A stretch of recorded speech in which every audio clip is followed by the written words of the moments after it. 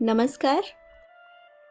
कहानी गोल्ड में आज सुनिए आभा श्रीवास्तव जी की लिखी कहानी अलविदा अम्मा। फोन पर बाबूजी नहीं रहे सुनकर शोभा ऊपर से नीचे तक पसीने से नहा गई। पिछली बार बाबूजी को कब देखा था? 1-1.5 बरस पहले, जब अम्मा अस्पताल में थी। उस समय चलने में टांगे कांपती थीं बाबूजी की। दिमाग असंतुलित होने लगा था। एक ही बात को बार बार दोहराते थे। शोभा उनकी आदत जानती थी, इसलिए समझती थी, वरना सगुना जीजी, जीजा जी, बड़के दद्दा, यहाँ तक कि अम्मा भी सब जानकर भी उन्हें झिड़कते थे, उन पर झुंझलाते थे। तब बाबूजी का मुंह जरा सा रह जाता था। निरीह बाबूजी को देखकर शोभा की आंखें भर आती थीं। साल भर पहले अम्मा की हड्डी टूटने पर शोभा उन्हें देखने सगुना जीजी के पास दिल्ली गई थी। अम्मा की चैतन्यता देखकर लगा ही नहीं कि उनका ऑपरेशन होने वाला है। सगुना जीजी और जीजा जी उनके खास दुलारे थे। पैसे वाले और सरकारी रुतबे वाले भी थे। उन्हीं की बदौलत दरबान, अर्दली, माली, चौकीदार सब अम्मा के आगे पीछे नाच रहे थे। डॉक्टर, नर्सों का एक पूरा दल अम्मा का चेकअप कर रहा था। भीड़ भाड़ से अलग एकांत कोने में उदास से बैठे बाबूजी को देखकर लगता ही न था कि वे भी 20-22 बरस पहले क्लास 1 अफसर के पद से रिटायर हुए होंगे। शोभा ने मोबाइल फोन में नंबर देखा और पुनः उसी नंबर पर फोन मिलाया। उस तरफ शायद मंजली मामी थी। बाबूजी का क्रियाकर्म कब तक होगा? बिना किसी संबोधन के शोभा ने सपाट स्वर में पूछा। अरे शोभा बेटा, कब आ रही हो? ऐसे समय में दीदी बड़ी अकेली पड़ गई हैं, मछली मामी ने अपनी रसपगे स्वर में सूचना दी। शोभा के मुंह में आते आते रह गया। क्यों? सगुना जीजी और जीजा जी के रहते अम्मा अकेली कैसे रह सकती हैं भला? मामी, क्रियाकर्म कब तक होगा? उसने अपना प्रश्न दोहराया। बड़के का इंतजार हो रहा है बेटा। अब आज तो नहीं, कल दोपहर तक ही होगा जो कुछ भी होना है। ठीक है मामी, फोन रखती हूँ। खट से शोभा ने फोन काट दिया। शोभा शांत थी। बाबूजी की मृत्यु पर भी उसकी आंखें सूनी थीं, सूखी थीं। जाने कैसे बरसों पहले की उस भावुक संवेदनशील लड़की की सारी संवेदनाएं सूखती चली गईं। शोभा के मन पर इतने घाव लगे हैं कि वह गिनती ही भूल गई। समय के साथ वे घात तो सूख गए हैं, लेकिन उनकी टीस कम नहीं हुई है। स्कूल से लौटते समय छोटे दद्दा को अपने सामने मरते हुए देखना, बीमार चिड़चिड़ी अम्मा को झेलना, छोटी कच्ची उम्र में गृहस्थी संभालना, ब्याह न हो पाने पर स्वयं को बार बार कोसा जाना, दद्दा का भाभी को लेकर अलग हो जाना, घर बाहर नौकरानी की तरह खटना, क्या भूले शोभा और क्या याद करे। कितने बरस बीत गए। जाने कैसी मारक स्मृति है शोभा की, कुछ भी तो नहीं भूल पाती। स्कूल से लौटते समय छोटे दद्दा को एक बड़ी सी कार ने टक्कर मार दी थी। साथी थी शोभा, शायद 10-1 बरस की। याद करती है तो मन हिल जाता है। क्या गलती थी शोभा की, यही कि वह जीवित बच गई। कितनी बड़ी कीमत चुकाई थी शोभा ने अपने जीवित रह जाने की। जो भी दुख प्रकट करने आता, अम्मा दहाड़े मारकर रोती। टुकुर टुकुर मासूम शोभा देखती रहती। दहशत के मारे कई दिन तक वह स्कूल नहीं गई। सालाना इम्तिहान सिर पर थे। शोभा चौथी कक्षा में फेल हो गई। उसी साल सगुना जीजी ने MA किया था। बड़के दद्दा 12वीं करके इंजीनियरिंग करने रुड़की चले गए थे। फेल हो जाने पर सभी ने नन्ही शोभा को बार बार कोसा था और अंततः उसे कॉन्वेंट स्कूल से हटाकर नगर पालिका के स्कूल में भर्ती करा दिया गया। सही था, पास तो होती रहती। छोटे दद्दा के दुख से उबरकर अम्मा सगुना जीजी के ब्याह की तैयारियों में लग गईं। बाबूजी बड़े अफसर थे। उनकी बिटिया पूरे महकमे की बिटिया थी। बाबूजी ने देख सुनकर रिश्ता ढूंढा था। घर मामूली, लेकिन वर आला अफसर। सगुना जीजी की सगाई उस जमाने में बड़ी धूमधाम से की गई। अशोक जीजा जी ने जब चिंगारी कोई भड़के गाना गाया तो सगुना जीजी की सहेलियों ने दिल थाम लिए थे। बड़ी सी नाक वाली सगुना जीजी को गोरे रंग और पिता के रुतबे के कारण आईएएस दूल्हा मिला। साल भर में ही नन्हा चिंटू पैदा हुआ तो सगुना जीजी को बेहद भाग्यशालिनी कहा गया। भले ही सगुना जीजी गुब्बारे सी फूल गई थी, लेकिन थी तो आईएएस की पत्नी। जब तब नन्हे चिंटू को लिए वे मायके आ धमकती, शोभा संभाल तो इसे, तेरे जीजा जी के साथ मुझे पार्टी में जाना है, नौकरों पर मुझे भरोसा नहीं, कहकर चिंटू को शोभा के पल्लू बांधे स्वयं खिसक लेती। सगुना जीजी के ब्याह के बाद से ही अम्मा के घुटने में बराबर दर्द रहने लगा था। यह बात और थी कि बेटी दामाद के आ जाने पर या बड़के दद्दा के हॉस्टल से आ जाने पर वह दर्द उड़नछू हो जाता था। उनकी फरमाइशें अम्मा हंसी खुशी पूरी करती, लेकिन दद्दा और जीजी के जाते ही अम्मा अपनी घर गृहस्थी शोभा पर छोड़कर काखने कराहने में व्यस्त हो जाती। इधर बाबूजी भी रिटायर हो चुके थे। शोभा की पढ़ाई समाप्त होने पर बाबूजी ने एक आध जगह उसके ब्याह की बात चलाई, लेकिन बात बन नहीं पाई। शोभा का दबा सांवला रंग उसके ब्याह में आड़े आ जाता, तो कहीं उसकी देसी स्कूलों की पढ़ाई। जहाँ कहीं बात बनने की थोड़ी बहुत आस बनती, तो अम्मा बाबूजी की ईमानदारी की दुहाई देकर बजट इतना कम कर देती कि लड़के वाले पलटकर दोबारा रुख ही नहीं करते। ब्याह की प्रतीक्षा में 2 बरस और बीत गए। शोभा तो अम्मा की घर गृहस्थी संभालने का साधन हो गई थी। हाँ, इस बीच बड़के दद्दा का ब्याह अवश्य हो गया। अम्मा को बहू लाने का चाव तो बहुत था, लेकिन उनका और भाभी का 4 दिन भी निभाना ना हो पाया। त्रिया चरित्र के आगे तो भगवान भी हार जाते हैं, फिर दद्दा तो इंसान थे। घर गृहस्थी चूल्हे, यहाँ तक कि मन भी अलग हो गए। तब भी अम्मा ने रो रो कर शोभा को ही कोसा था कि उस दुर्घटना में अगर शोभा मर जाती तो उस काली कलूटी के ब्याह की चिंता तो न करनी पड़ती, और कम से कम छुटका तो साथ ही रहता, उन लोगों के बुढ़ापे की लाठी। यहीं से शुरू हुआ था शोभा का विद्रोह। उसने रोध होकर जैसे तैसे बाबूजी से नौकरी के लिए हामी भरवा ली थी। बैंक की नौकरी उसे सहेली के भाई के सहयोग से मिली थी तो क्लर्क की नौकरी, लेकिन शोभा की जबरदस्ती दबा दी गई सभी इच्छाएं इस नौकरी के बलबूते पूरी हो रही थी। शोभा खुश थी। नकद कुछ 1000 रुपए उसके हाथ में आते तो उनकी चमक से शोभा की आंखें चमक उठती थी। दबी सहमी शोभा में गजब का आत्मविश्वास आ गया था। जिस दिन वह अपनी बचत के पैसों से खरीदी स्कूटी चलाकर दफ्तर गई, उस दिन रिश्तेदारों के साथ साथ सगुना जीजी और भाभी भी अकबका गई थीं। शोभा सुबह अम्मा की गृहस्थी के काफी काम निपटाकर जाती और ऑफिस से लौटते समय बाहर के भी 10 काम करती आती। अम्मा बाबू की उम्र बढ़ रही थी। बड़के दद्दा के अलग होने के बाद उन्हें शोभा का बड़ा सहारा था। शोभा भी स्वयं को उनका बेटा ही समझने लगी थी। लेकिन फिर भी एक उम्मीद थी हाथ पीले हो जाने की। हर बार ब्याह का मौसम आकर चला जाता और शोभा की प्रतीक्षा चिरंजीवी रह जाती। कौन परवाह करता उसके ब्याह की। बड़के दद्दा लंदन में बस गए थे।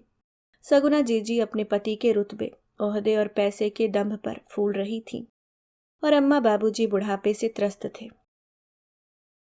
शोभा के सपने अब कुम्हलाने लगे थे, लेकिन उस शांत घर में एक दिन प्रलय आ गया जब शोभा ने दफ्तर से लौटकर अपने सहकर्मी से ब्याह का फैसला सुनाया।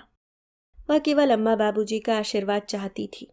बाबूजी तो दांत पीसकर कमरे में चले गए, लेकिन अम्मा ने सिर पीट पीट कर शोभा को जी भरकर कोसा।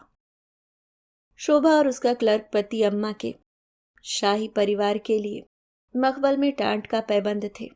उस रात घर में किसी ने खाना नहीं खाया। उस दिन से वह घर 3 किनारों में बट गया। बाबूजी ने शोभा से बातचीत बंद कर दी, और जितने समय शोभा घर में रहती अम्मा का कोसना भुनभुनाना चालू रहता। उकता कर शोभा ने अधिक से अधिक घर से बाहर रहना शुरू कर दिया। वह घर के दायित्व तो पहले की तरह निभा रही थी, लेकिन अम्मा बाबूजी की उपेक्षा उसे अंदर ही अंदर खाए जा रही थी। फिर एक दिन सांझ के झुटपुटे में शोभा सिंदूर महावर लगाए, लाल हरी सुनहरी साड़ी पहने रमेश के साथ टैक्सी से उतरी तो उसे उम्मीद थी कि उसे वधू वेश में देखकर अम्मा निहाल हो जाएंगी, लेकिन अम्मा ने तो द्वार खोलते ही पटाख से उसके मुंह पर ही बंद कर दिया। शोभा हक्की बक्की रह गई। आंसुओं से धुंधलाई आंखें लेकर वह जिस टैक्सी से आई थी उसी से रमेश के साथ वापस अपने ससुराल लौट गई। लेकिन शोभा को क्या पता था कि वह एक नरक से निकलकर दूसरे नरक में जा गिरी है। शुरुआत के कुछ महीने तो इतने सुख में बीते कि शायद शोभा अपने भाग्य पर विश्वास ही न कर पा रही थी। सभी ने उसे हाथों हाथ ले रखा था। लेकिन 6 माह बीतते न बीतते सबके असली चेहरे सामने आने लगे। शोभा के मायके वाले अब कभी पलटकर उसकी खबर नहीं लेंगे, यह जानकर सभी की निगाहें बदलने लगी। रमेश को कमाऊ बीवी क्या मिली, उसे आराम तलबी का चस्का लग गया। देवर पहले से ही कुछ नहीं करता था, ससुर रिटायर हो चुके थे। ऐसे में शोभा से उम्मीद की जाती कि वह पूरी तनख्वाह सास के हाथों सौंप दे। रमेश की ढिलाई से उसकी नौकरी भी छूट गई और शोभा के कंधों पर ससुराल की गृहस्थी का पूरा बोझ आ गया। एक बेटी भी हो गई और कुछ सालों के भीतर ही रमेश के प्रेम का ज्वर भी मौसमी बुखार की तरह उतर गया। यहाँ भी घर बाहर संभालते संभालते शोभा गृहस्थी के जुए में पिस गई। अम्मा बाबूजी ने एक शहर में रहकर भी कभी उसकी खोज खबर नहीं ली। नन्ही नातिन का मोह भी नहीं बांध पाया उन्हें। जब कभी शोभा बेहद थक जाती तो उसकी आंखें भर आती। उस दिन हनुमान मंदिर में बरसों बाद मछली मामी टकरा गई तो शोभा चौंक गई। तू शोभा ही है ना बिट्टो? हाय हाय कैसी हो गई है, देख तो कैसे काले काले घेरे हो गए हैं आंखों के पास। घांग मछली मामी ने सहानुभूति दिखाई। दीदी जीजा अब यहां नहीं रहते बिट्टो, सगुन के पास दिल्ली चले गए। तुझे पता तो होगा। मामी ने फिर डंक पिरोया। वे भली भांति जानती थी कि शोभा से सभी ने संबंध तोड़ लिए हैं, तब भी। हाँ मामी पता है, चलूं देर हो रही है, कहकर शोभा आगे बढ़ गई। शोभा अपनों का परायापन देख रही थी। उसका कौन सा अपराध था जिसकी इतनी बड़ी सजा उसे मिली। वह बड़ी कठिनाई से इस सच का सामना कर पाई। धीरे धीरे वह संभल गई, पक्की पड़ती चली गई। फिर एक दिन सगुना जीजी का फोन आया। अम्मा सीढ़ियों से गिर पड़ी हैं, अस्पताल में भर्ती हैं, ऑपरेशन होगा, हो सके तो आ जाओ। न कुशल न मंगल, बस एक सूचना। फिर भी बरसों बाद मायके से फोन आया था। शोभा की आंखें बरस पड़ी। बैंक में छुट्टी की अर्जी देकर और रमेश से दफ्तर के काम का बहाना बनाकर वह अकेले ही दिल्ली चली गई। अस्पताल का पता बता दिया था सगुना जीजी ने। ढूंढते हुए शोभा पहुंची तो अम्मा बेड पर शांत आंखें मूंदे लेटी थी। बाहर जीजा जी के दफ्तर के एक आध चपरासी बैठे थे। शोभा ने धीरे से पुकारा, अम्मा। तो अम्मा ने आंखें खोली। शोभा उन्हें कई बरस बाद देख रही थी। बेहद कमजोर हो गई थी अम्मा। शोभा को देखकर वे कुछ नहीं बोली। शोभा की ही आंखें भर आई थीं। उसने स्टूल खींचा और बैठ गई। काफी देर बाद अम्मा के मुंह से बोल फूटे, ठीक से तो हो ना? हाँ अम्मा, बहुत अच्छे से हूं। शोभा उनका हाथ सहला रही थी। अम्मा की तरफ से कोई भावुकता न देखकर शोभा ने हाथ छोड़ दिया। वह वहीं बैठी रही। शायद बाबूजी और सगुना जीजी आ जाएं। थोड़ी ही देर में सगुना जीजी भी आ गईं। मानो मक्खन का एक पूरा पहाड़ खड़ा था सामने। रोम रोम से पैसे का मद टपक रहा था। उनके पीछे बाबूजी थे, बेहद कमजोर, काले से। शोभा पर एक उचटती सी निगाह डालकर सगुना जीजी फोन पर किसी को कुछ निर्देश देने लगी। कुछ ही देर में डॉक्टरों का एक पूरा दल चेकअप के लिए आ गया। बाबूजी एक किनारे उपेक्षित से बैठे थे। शोभा उन्हीं के पास जाकर बैठ गई। अम्मा का हालचाल लेने के लिए अफसरों की लिपि पुती पत्नियां आने लगी थीं। अम्मा के चेहरे पर चिरपरिचित मुस्कुराहट लौट आई थी। लेकिन यह शोभा के लिए नहीं थी। शोभा अपनी अवांछनीय उपस्थिति समझ रही थी, सो चुपचाप कमरे से निकल ली। शाम की बस से वह अपने घर, अपने शहर लौट गई। उसका मन रो रहा था। क्यों अम्मा और सगुना जीजी उससे कुछ नहीं बोली? क्यों जीजाजी उससे मिलने तक नहीं आए? यही सगुना जीजी और जीजाजी थे जिनके स्वागत में ब्याह से पहले शोभा बिछी जाती थी। कितने पकवान बनाकर खिलाए थे उसने। आज सफर की थकी मांदी, भूखी प्यासी शोभा ऐसे ही सूखे मुंह लौट आई। किसी ने न पूछा कि उसका पति, उसकी बेटी, उसका परिवार सब कुछ कैसा है। शोभा के मन पर गहरे घाव लगे थे, लेकिन समय के साथ उसने सब कुछ भूल जाना ही उचित समझा। फिर आज यह मछली मामी का फोन। ठीक है, शोभा जाएगी बाबूजी के अंतिम दर्शन के लिए, वह अवश्य जाएगी, लेकिन इस बार भी अकेले। इस बार उसे सगुना जीजी के घर जाना था। पता ढूंढते पूछते वह उनके बंगले पर पहुंच ही गई। कमरे के बीचों बीच बाबूजी सोए पड़े थे। शोभा ने चारों तरफ नजर दौड़ाई कि अजनबी चेहरों के बीच कोई तो परिचित दिखे। दामी साड़ियों और हीरे के आभूषणों से दमकती अफसर पत्नियों के बीच उसने दृष्टि फेरी तो हॉल के दूसरे किनारे पर बैठी अम्मा दिखाई दी। पहले वाली अकड़ तो नहीं थी अब। पास में ही मछली मामी बैठी थी। अम्मा की आंखें उसे देखकर भर आई थीं। उन्होंने उसका हाथ पकड़कर पास बिठा लिया। शोभा ने देखा अम्मा बिल्कुल हड्डी हड्डी रह गई थी। कुछ दूर पर भाभी बैठी थी। लंदन प्रवास ने उनमें भी घमंड सा ला दिया था। बरसों लंदन में रहने के कारण बड़े दद्दा भी बदले से लग रहे थे। अम्मा का स्पर्श उससे बहुत कुछ कह रहा था। बाबूजी की अर्थी उठने के साथ ही राम नाम सत्य है का स्वर तेज हो गया। अम्मा बिलखती हुई वॉकर के सहारे खड़ी हुई तो शोभा भरभरा कर रो पड़ी। अम्मा, ये सब क्या हो गया?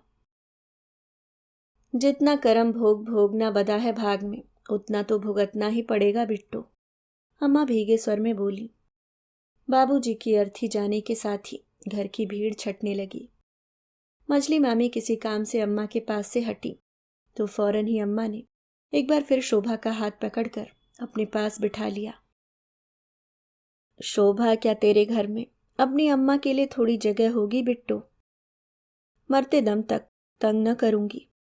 एक कोने में रूखा सूखा खाकर पड़ी रहूंगी। ना मत करना बिट्टो। अम्मा की दीनता देखकर शोभा का मन भर आया। हाँ अम्मा, देखती हूँ क्या कर सकती हूँ। अम्मा को बिठाकर शोभा उठ खड़ी हुई। सामने से मछली मामी आती हुई दिखाई पड़ी। उनसे ही पूछेगी शोभा कि क्या हुआ है अम्मा को।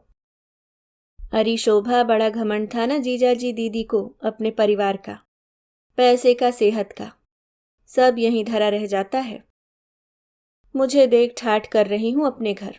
क्या हुआ जो बेटा डॉक्टर इंजीनियर न बना? मतलब भर का खा कमा रहा है। मैंने संस्कार दिए हैं बच्चों को, और दीदी ने इसी की कमी रखी बच्चों में। बड़का लंदन जरूर चला गया, लेकिन माँ बाप को न रख पाया साथ। ओल्ड एज होम में रखने की बात करता है। रही बात सगुना और अशोक की, तो जब तक जीजा जी की संचित पूंजी रही लूटते रहे। सारी वसीयत अपने नाम करा ली। अब माँ बाप से कोई मतलब नहीं। वो तो दीदी को जीजा जी की फैमिली पेंशन मिलती रहेगी, नहीं तो पता नहीं क्या होता। और भी कई बातें मछली मामी कह रही थीं, लेकिन शोभा के कान सुन्न हो चुके थे। वह उठकर अम्मा के पास चली गई। जितनी देर बैठी रही अम्मा का हाथ सहलाती रही। अम्मा को आगे का भय सता रहा था। वे बार बार अपना प्रश्न दोहराती और शोभा बार बार उन्हें झूठा आश्वासन देती। शोभा कैसे कहती, अम्मा, अपने 2 कमरे के छोटे से घर में तुम्हें रखूंगी कहाँ?